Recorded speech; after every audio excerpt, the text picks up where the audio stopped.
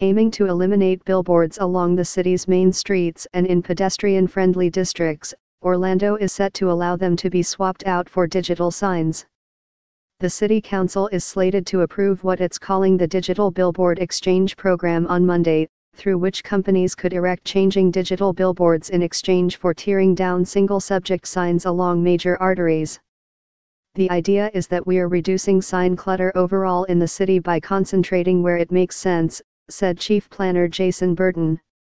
However, anti-billboard advocates argue digital signs can distract drivers, making the roads they loom over less safe, and the city could have required more billboards torn down in each swap. The biggest thing is safety, said Bill Johnson, a Clearwater City Council member and president of Citizens for a Scenic Florida. If people are looking at the billboard, it's as bad as a cell phone or texting because your eye is held to the billboard, especially if it's changing. Burton said the city has protections in place to make digital billboards as safe as possible, such as limiting how frequently they can change no faster than every 8 seconds and prohibiting moving images.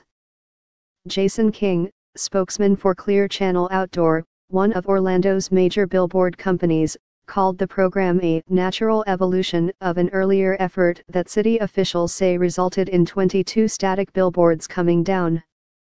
In addition to being a revenue driver helping local businesses meet new customers, digital billboards have proven a vital community resource and are used for real-time missing children alerts, Amber Alerts, and by highway safety authorities, he said in an email.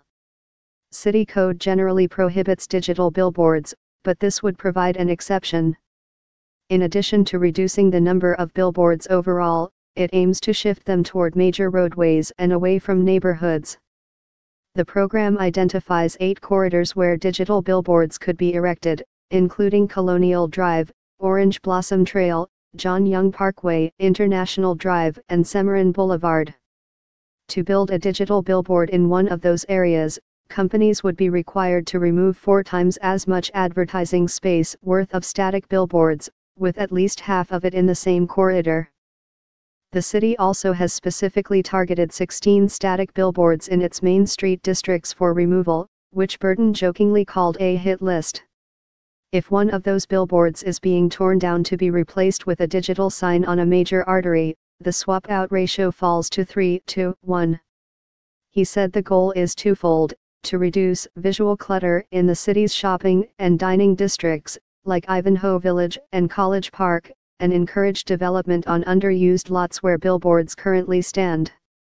In Mills 50, billboards in the crosshairs include one near Colonial Drive and Mills Avenue, behind the Walgreens.